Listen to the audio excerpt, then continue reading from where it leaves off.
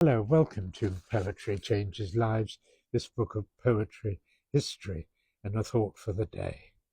And today, my heart is going out to the people of Los Angeles for the terrible um, losses they're suffering at the moment because of the fires that are raging there. It's history of the worst kind.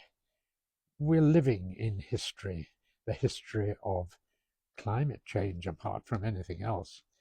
But it's very easy for me to sit comfortably here in London and talk about people losing their lives, their livelihood, and their homes. And I'm just wanting to read you a poem about it all. A poem that was written by an American woman who lost her home through fire, not recently, but 350 years ago, in 1666, the same year that the Great Fire of London ravaged our city here, and the terrible repercussions of that are well known. Well, this poem I'm going to read is beautiful because it talks very simply about loss, sadness, and disaster, but then it moves on to acceptance and handing things over to a power greater than oneself.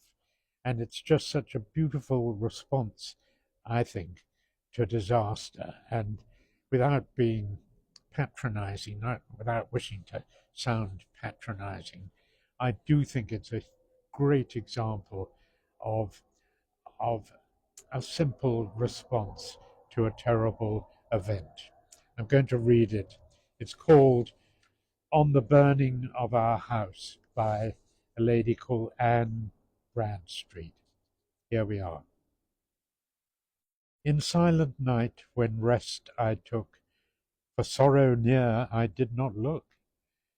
I wakened was with thundering noise, and piteous shrieks of dreadful voice, that fearful sound of fire and fire.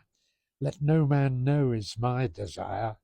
I starting up, the light did spy, and to my God my heart did cry, to straighten me in my distress, and not to leave me succourless. Then coming out, behold a space, the flames consume my dwelling place. And when I could no longer look, I blessed his name that gave and took, that laid my goods now in the dust. Yea, so it was, and so 'twas just. It was his own, it is not mine. Far be it that I should repine. He might of all justly bereft, but yet sufficient for us left. When by the ruins oft I passed, my sorrowing eyes aside did cast, and here and there the places spy, where oft I sat and long did lie. Here stood that trunk, and there that chest, there lay that store I counted best. My pleasant things in ashes lie, and then, behold, no more shall I. Under my roof no guest shall sit, nor at my table eat a bit.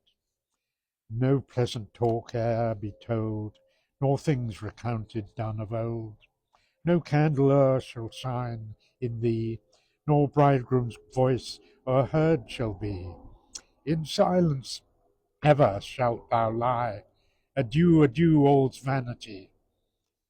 Then straight I gan my heart to chide, and did thy wealth on earth abide?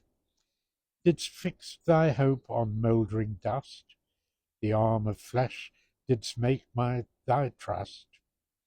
Rise up, my thoughts, above the sky, that dunghill mists away we may fly.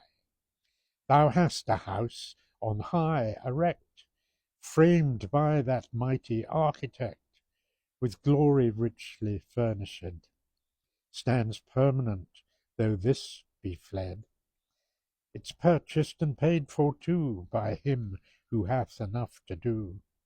A price so vast as is unknown, yet by his gift is made thine own. There's wealth enough, I need no more. Farewell, my pelf, farewell, my store. The world no longer let me love. My hope and treasure lies above. That's just such a quiet, pious, accepting, profoundly wise response to a disastrous event. It moves me, and I thank you for listening. Thanks.